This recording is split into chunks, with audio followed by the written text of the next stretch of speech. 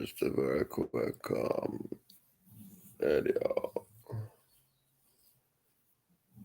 It's been done.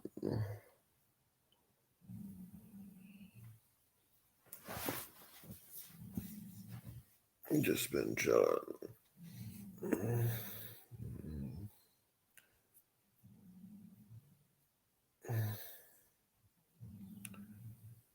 I got the big issue vendorship, which is quite important to me.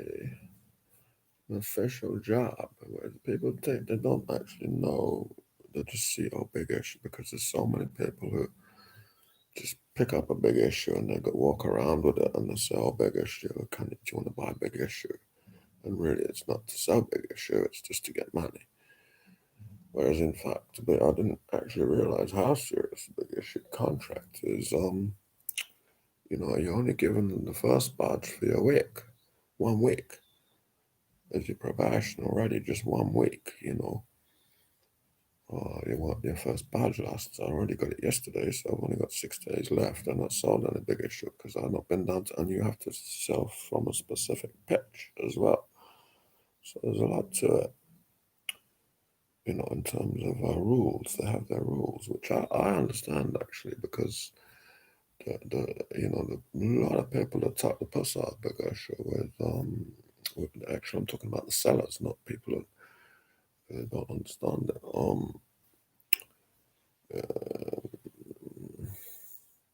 Yeah, so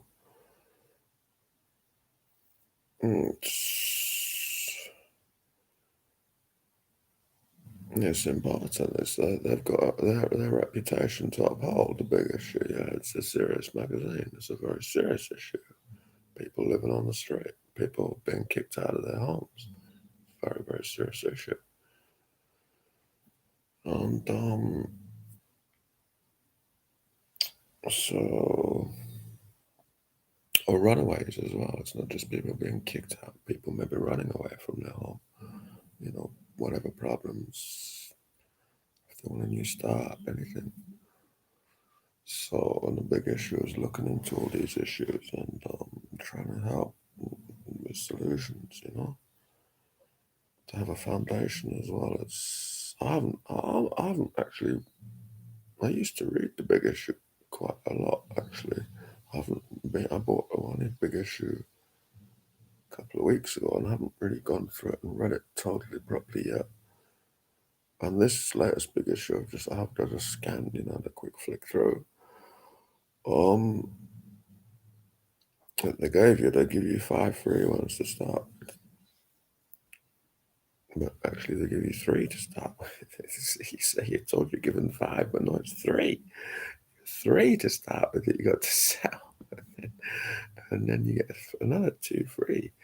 Is that they're really, they don't actually make it that easy to become a vendor. My number, you're given a number, with your city, London, LDN, and my number is less than 10,000, I think.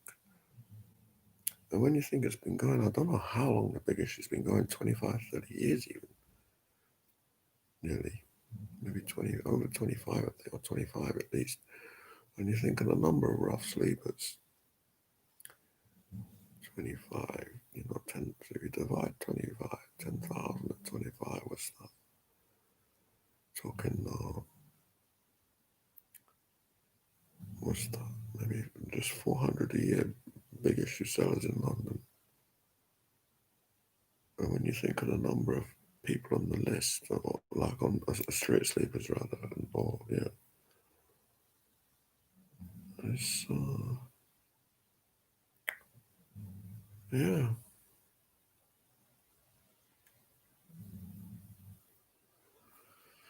So, and there could be a lot more the way this government is behaving. There could be a lot more. It could be, as things change rapidly. A lot of job losses inevitably will lead to people not paying rent and they're being kicked out by a landlord or whatever, presumably. So, I'm going to see what it's like, see what it's all about. it's you know it's a good cause. The foundation I promote is the Camden Calling, which is it's a similar project in one way that it's to do with people who have been through maybe rough sleep in a hostile situation, or maybe mental problem, and to get them into music. This specifically music. This is journalism, so it's slightly different, but it's similar. The Camden Calling is my thing that I would, you know, if I did a charity concert, something like that, I would be into that Camden Calling. But Big Issue is good. I like working for them. Well, I don't know. I haven't started work for them really. I just picked up where is it? Picked up this magazine. This is it. It seems to come up back to front. I don't know. Can't read that, but yeah, the Big Issue. £3. You pay 150 after the 3 months. You pay 150. You sell it for £3, and she say, now if someone offers you a fiver or something, you have to offer change of £2. If they say don't worry about it, you can keep the £2. So that's fair, you're giving a tip because you're on the street selling this in all weathers, yeah, and you're meant to stand up. Yeah, I don't. Anyway, I'm not gonna, rules. But yeah, so that's one thing that's been happening in my life. At least I did one. I used to have a support worker, and she said, try and do one thing a day, at least one thing, achieve one task in a day that you set out to do that day. You might have a lot of things on your mind, but each day, 6 days a week if you want, whatever. Try and, or five even, whatever. Try and, or seven, whatever. Try, try and achieve one thing a day that you know would like to.